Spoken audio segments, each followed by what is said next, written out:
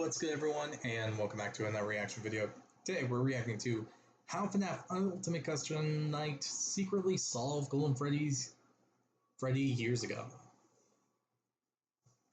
And I'm guessing this is more lore on what Ultimate Custom Night did to help solve the mystery involving, well, a couple of mysteries involving the FNAF timeline, certain characters, and so on. So I'm guessing there's some extra stuff that is in Ultimate Custom Night that we don't know yet, or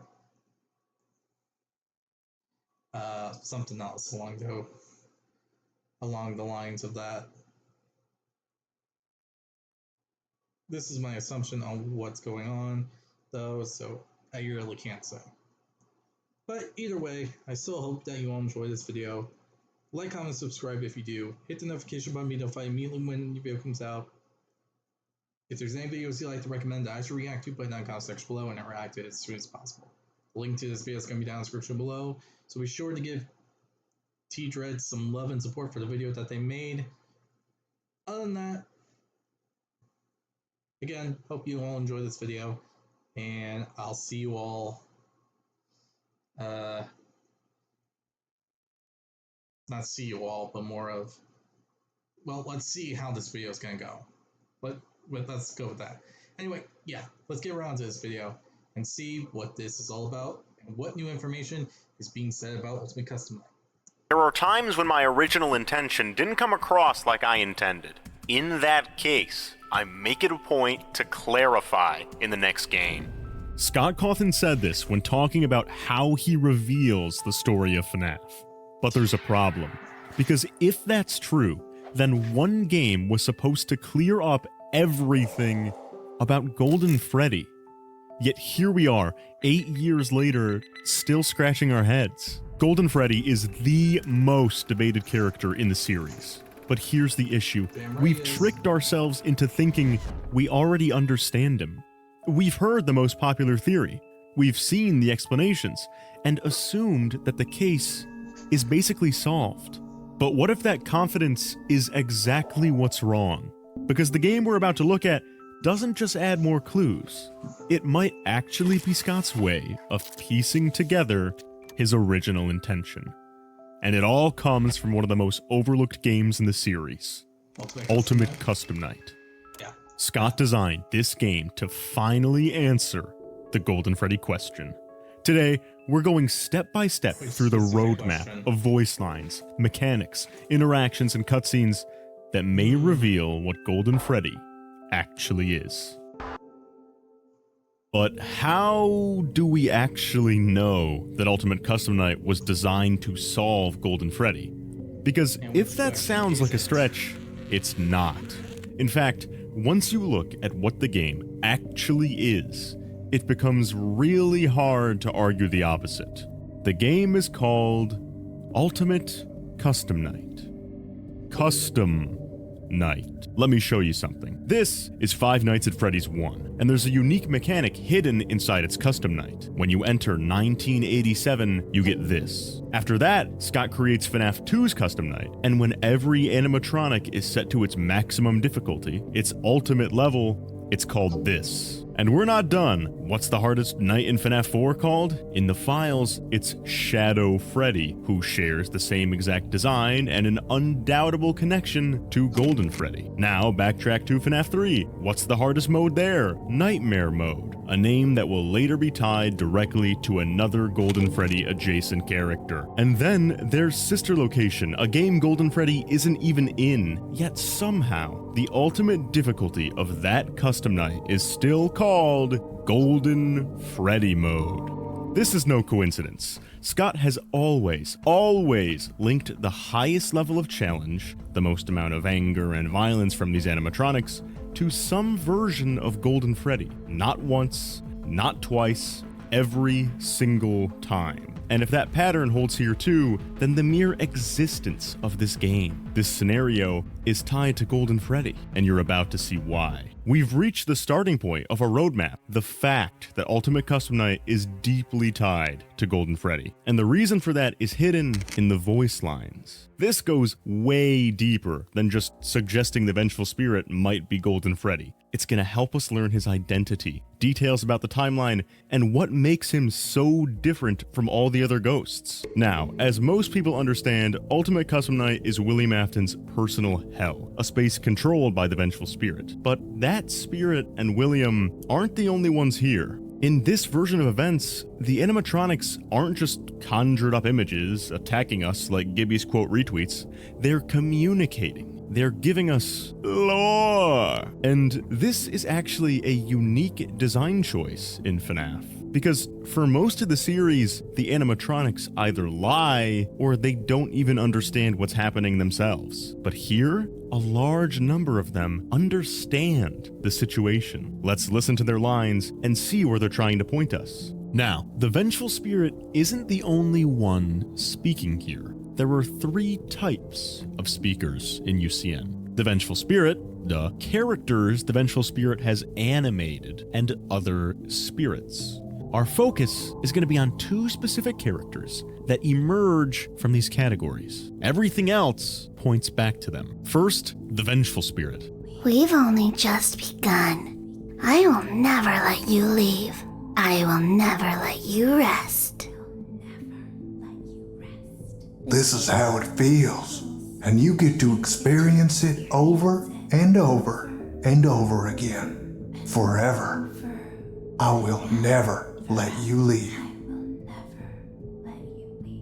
These lines aren't really reactive like the others in the game. They clearly come from the entity in control, the one deciding what you see, the one deciding who speaks, the one deciding everything that happens here. This is not just any other victim trapped inside this weird world. This is the creator of the weird world. They can remake things from the past. They can trap William inside this mental loop, this nightmare. They can project whatever images they need to into William's mind to torture him again and again and again. And that ability... No, I can't ignore it.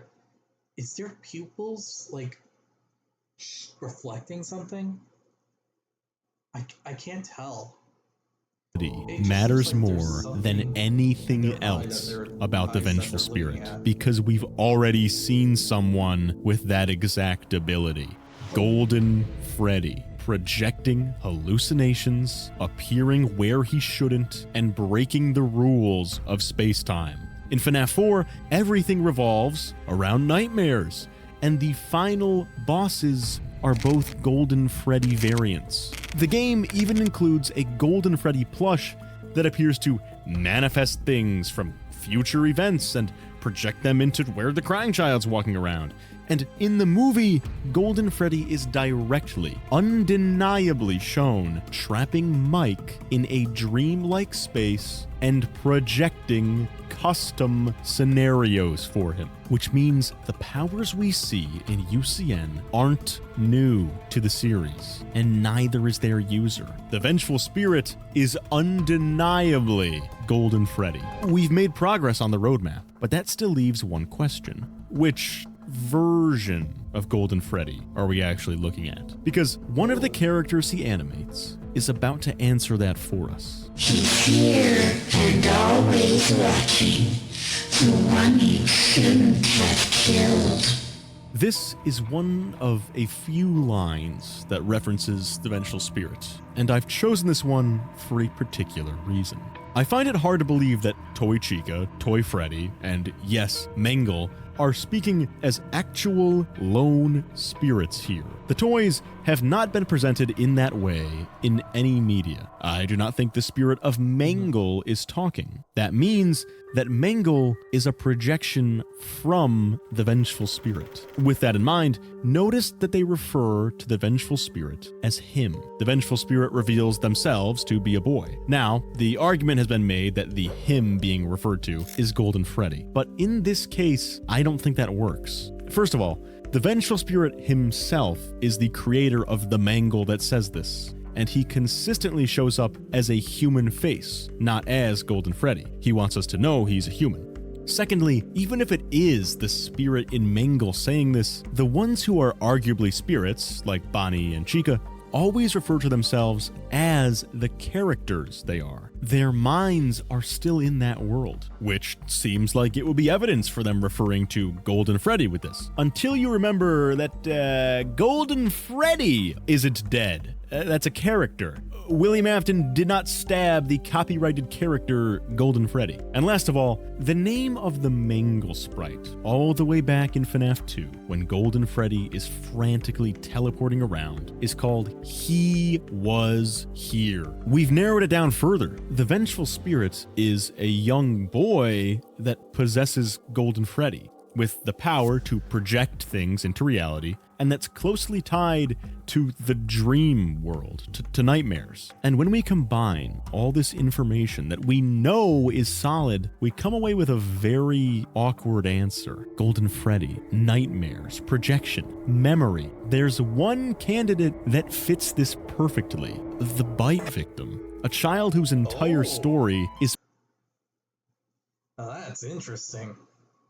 Because usually when I hear these types of things, it's usually how it's a misinterpretation and it's Cassidy.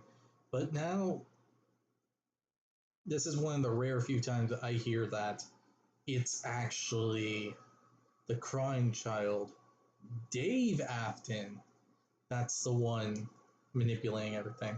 That's actually really interesting.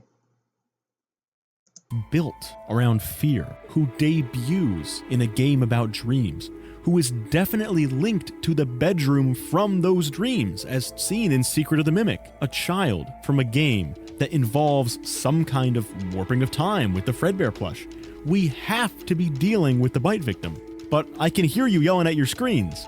William didn't kill the Bite Victim, did he? And I'm inclined to agree, but as you're about to see in a few minutes, there is undeniable evidence that something about this kid's death is suspicious. But now that we've honed in on the Bite Victim, who was bitten by Fredbear and is the protagonist of FNAF 4, we need to zone in on the two characters I mentioned at the start of this section, Nightmare and Nightmare Fredbear. We know who our friends are, and you are not one of them. I am your wickedness, made of flesh. These two are tricky. I've put them in category 2 for this theory. Characters the Vengeful Spirit has animated, but this presents a problem. I believe that Nightmare Fredbear in FNAF 4 is an actual being or ghost. Same with Nightmare. I think it's Bite Victim in Michael's mind. As we've established, Golden Freddy is a dream hijacker. He controls Mike's dreams in the movie. He would appear in Michael Afton's dreams in FNAF 4. And yes, he creates a dreamscape for William Afton in UCN. And this is so confusing because Cassidy, the character we've assumed the Vengeful Spirit was for years, has no reason to project into Michael Afton's dreams. And we can be pretty sure it is something projecting into his dreams because in the logbook, when he's asked what recent dreams he's had, he draws Nightmare or Nightmare Fredbear. So when Golden Freddy's spirit is communicating in the logbook, it just so happens to also be infiltrating Michael's mind at that same time.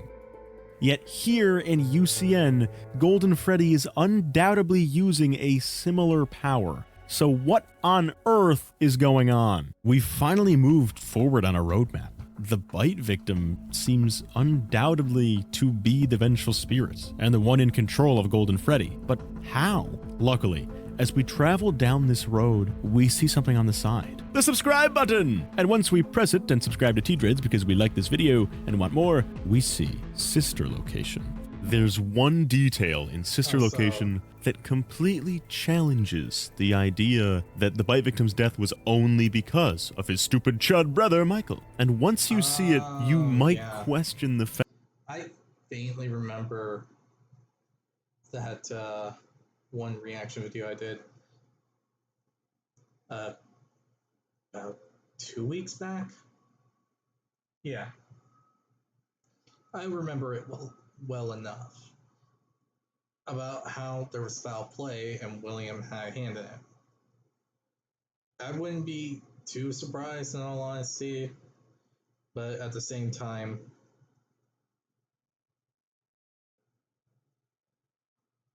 it could just be William being a complete and tool. Yeah, you know what? I'm just gonna bluntly say it. He's a stalker.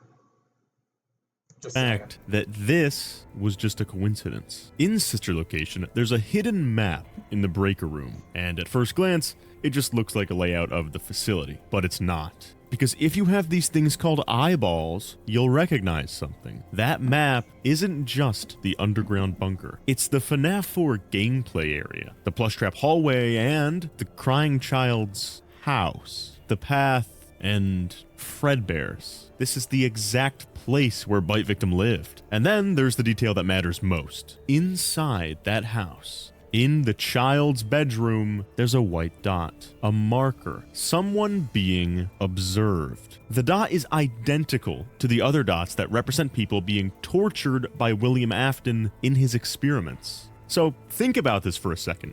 The other parts of this map are for observations that subject people to incredible amounts of fear. And up here in this room, we have a child whose entire story revolves around how scared he is. One we know is being watched. This doesn't prove everything, but it strongly suggests something we've been ignoring. That the Bite Victim wasn't just a kid who had some bad luck and got crushed. We know for a fact that he was part of an observation.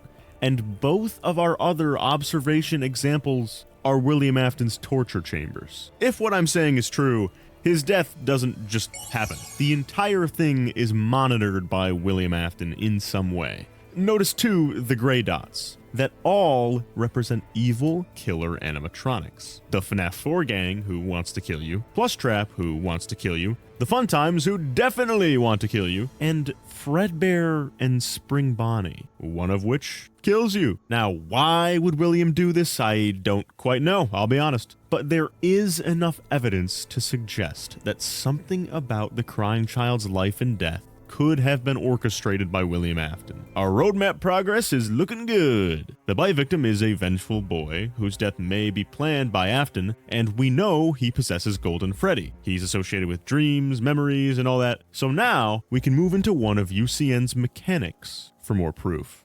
Now, if Sister Location suggests that Bite Victim was tortured and possibly killed by Afton, there's something else in UCN that starts to feel a lot more significant, something that may reference this fact directly. In Ultimate Custom Night, there's a mechanic called the Death Coin. Use it on certain animatronics, and you can remove them from the night entirely. They're gone, erased from existence, just like Gibby should be. But there's one character where this doesn't work the way it should. If you try to remove Golden Freddy using the Death Coin, when nobody else is there to take his place in murdering you, something very different happens. You can't get rid of him. You trigger an Easter egg. Fredbear appears instead and attacks you.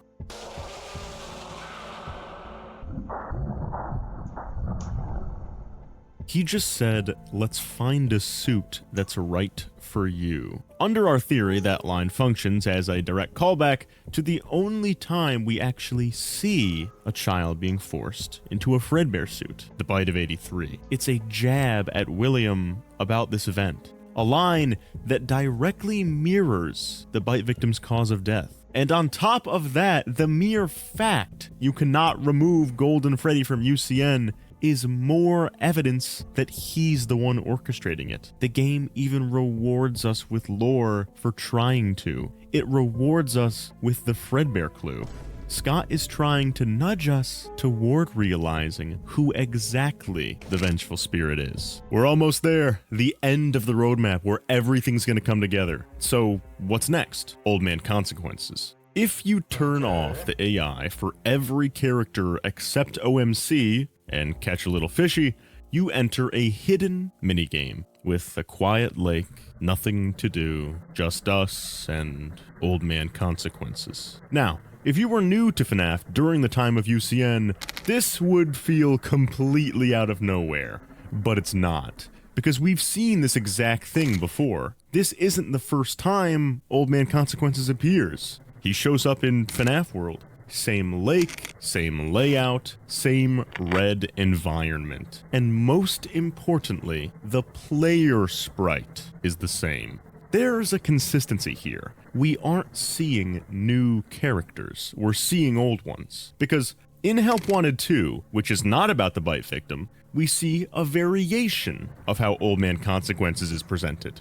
He appears as an old king, with a different design and speaking in broken English.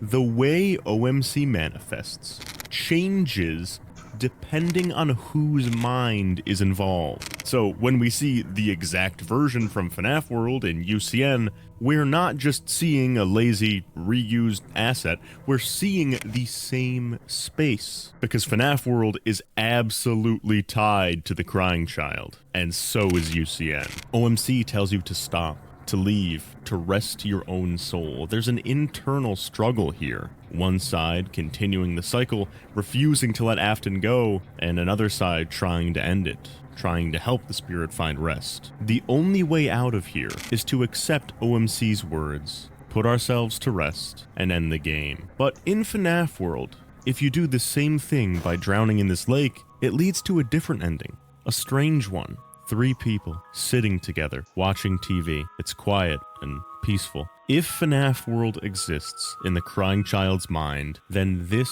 isn't random. It's his idea of a happy ending. Him, his sister, and his older brother. Just the 3 of them, the way it should have been. No wicked father, no murders, no pain. Keep in mind, I'm not saying the player sprite is the bite victim in both cases, only that the consistent environment across both games, as well as the FNAF World Easter eggs on the UCN desk, demonstrate that the same mindscape is responsible for this appearing. We're finally here. The final point on the roadmap, the most important, most overlooked thing in this entire game, Bear of Vengeance. A set of cutscenes that, call me crazy, gives us deep insights into the mind of our Bear of Vengeance. From the very first moment the bear appears, his demeanor is clear. He's not lost or confused like we would have expected from the bite victim. He's laser focused on 2 things: justice and vengeance. That is the emotional foundation of every single line he delivers in these cutscenes. Before anything else is explained, before any context is given, we're introduced to a character whose identity is built around the idea that someone has deeply wronged him and needs to answer for it. That framing alone is already crucial, but it becomes more interesting when you realize this isn't the first time we've seen this kind of thematic setup around Golden Freddy related figures. Even in external parallels like the New Kid story, Golden Freddy's presence is tied to justice and karmic punishment. And while that story isn't the focus here, the thematic overlap is useful because it increases the consistency with which these 2 things are linked. But the best argument doesn't come from the books. It comes from what we're shown visually, right here in this cutscene, because the next image is the most important symbolic frame in the entire game. The bear sitting alone under a tree. On the surface, this is simple. But in modern FNAF storytelling, that image is doing so much work. Because there are 3 figures in the modern narrative web that repeatedly get tied together through design, symbolism, and story. The bite victim, David Murray, and Gregory. They share not merely aesthetics, but a consistent narrative role. All 3 are associated with being broken in some form. All 3 are framed as isolated, lonely children dealing with things they're afraid of and that they don't truly understand. And most importantly, for today, all 3 are repeatedly shown or referenced in contexts that involve sitting under a lone tree on a lone hill. Gregory, in particular, has been shown here various times. David Murray as well is here in a portrait from his game, and the location itself ends up as the Afton property. It's near the house Afton repossesses from Edwin in the new game. And then you step back further. In FNAF 3, there was that weird detail of 3 identical childlike balloon boys sitting under a lone tree. They're such subtle details, almost easy to dismiss, but once you start picking up on the fact that Scott shows this tree with these kids again and again and again and again, the pattern becomes difficult to unsee. So when the Bear of Vengeance is shown sitting under a tree, it's not just a random frame, it's deeply important. It's telling you to recognize this repeating tree imagery and who it's always associated with. It's confirming who that Bear of Vengeance is. If Gregory and David Murray are being visually and thematically tied to this motif, then the bear under the tree is not symbolic of Cassidy or Andrew or anybody else. It's pointing toward the bite victim. And if that's true, then the implications extend even further, because it would mean the grave on the hill under a lone tree in FNAF 6, the one many interpret as Charlie's grave, may actually belong to the bite victim instead. There's an immense amount of evidence supporting that specific interpretation, but it's too much to fully unpack here. So I'll link the FNAF Theory wiki page below. But the final nail in the coffin is that this tree appears again in the same game, because in another cutscene, Toy Chica, who is widely interpreted as representing William in a honestly kind of weird way, appears in relation to the same tree. She longingly sits under it, reflecting on the idea that tomorrow is another day. A line that can only be tied to the bite victim. Holy evidence nuke! The Bear of Vengeance isn't done giving us lore though, because basically every line matters. Next up, the bear says something we need to lock in on. That he's tried to stop the fox many times. Now, this could be interpreted multiple ways, but if we align the fox with William, this takes on a very specific meaning. It's a pursuit. This is directly seen in Follow Me in FNAF 3, where Shadow Freddy repeatedly leads the animatronics in pursuit of William, culminating in all of the animatronics failing and Golden Freddy's spirit having to go after William himself. He tries to lead the animatronics to attack William night after night after night and is thwarted. The exact structure presented in Bear of Vengeance. Afton, or the fox, repeatedly escaping his grasp again and again. So when the bear says he's tried to stop the fox before, it can be interpreted as a repeated cycle of attempted justice that he never was able to fully resolve until UCN. Next up, the language takes a turn and becomes kind of symbolic of emotion. The bear describes his anger as something that bleeds red, stretching across all of the fox's domain like a sun over a temple. This is important because it connects directly to the emotional tone of the Old Man Consequences imagery, the deep red of a restless, angry soul that covers the entire scene. And finally, as if the connections weren't obvious enough, the bear ends the cutscene by saying it's his birthday. This is not subtle at all. The bite victim's entire narrative is anchored around a birthday. It's the defining traumatic moment of his fucking life. Oh my god. Now, when we cut to the fox perspective, things become more ambiguous. There are interpretations that strongly support Michael Afton, especially given traits like the fox watching TV and making the bear do random chores. However, for the sake of this interpretation, there's one line that the fox says that strongly points toward it being William. The trap is set. He repeats this night after night after night. Sound familiar? He set some kind of trap. I don't know what it was, but he led them there again. He overpowered them again, and he robbed them of the only thing that they had again. So, with this framing, William becomes the one who initiates some sort of trap in Follow Me, and Shadow Freddy is not the trap. He's just responding to it by leading the others there. Now, as the cutscenes continue, there's certainly room for more interpretation about if characters represent Michael, William, or Elizabeth, but if we're being realistic, there is no better candidate for the vengeful bear under the tree whose birthday it is than Bite Victim. We finally made it all the way down the road and reached our magical conclusion scroll of wisdom and lore. Let's unroll this scroll and read what our conclusion for today's video is. As demonstrated by the game's entire premise, voice lines, references to outside games, books, interactions, and cutscenes, the Bite Victim is a more likely candidate for vengeful spirit than all of the others combined. My answer is locked in. We learned what he was deprived of that made him so angry. We learned about how he has consistently pursued William and tried to stop him. We learned about his exact powers with dreams and memory, and much, much more. If you enjoyed today's video, subscribe, because the truth is, there's even more lore to be found in this game with Nightmare Fredbear and Nightmare in particular. They reveal something about the Bite Victim you never would have guessed. So if you want to see that video, get this channel to 75,000. Okay, that's interesting. Now, this is an interesting thing to really say and point out about. Do I think it's wrong?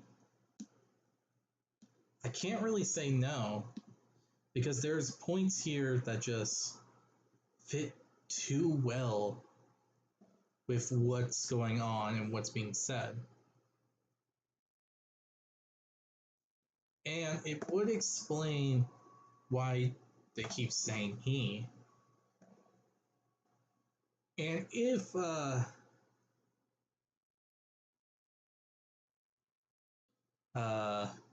whole birthday thing wasn't actually a trap, wasn't exactly a accident, but more of a trap, though the question would probably be, was it a trap for the Bite Victim for sure, or was it for some other kid? Either way, it ended up being a trap, and Dave got caught in it. Which makes this very interesting.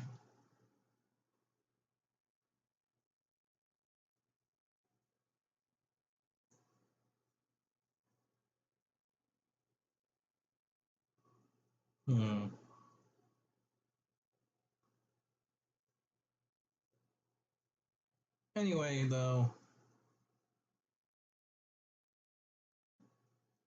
this leads to a lot more questions than one would think. And I hope that you can tell me what your thoughts on this are. In truth, I think it's a strong possibility at the very least, but that's it. It's just a very strong, very likely possibility of it actually being a thing, in my own personal opinion. But yeah, other than that, I can't really say anything else because I'm really trying to get the gears going when it comes down to it. Because it seems right in my own head, it seems like a correct thing.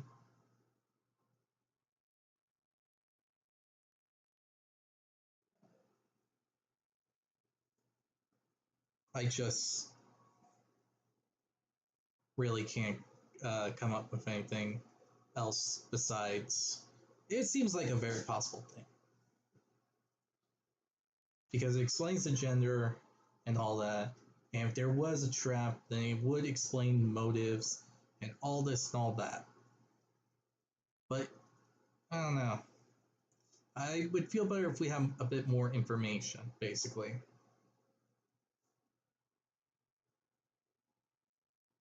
I feel like having a bit more information could solidify it.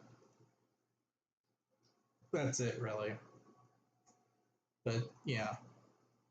So other than that, I hope you all enjoy this video. Like, comment, subscribe, and I'll be sure to see you all in the next one. Till next time, everyone.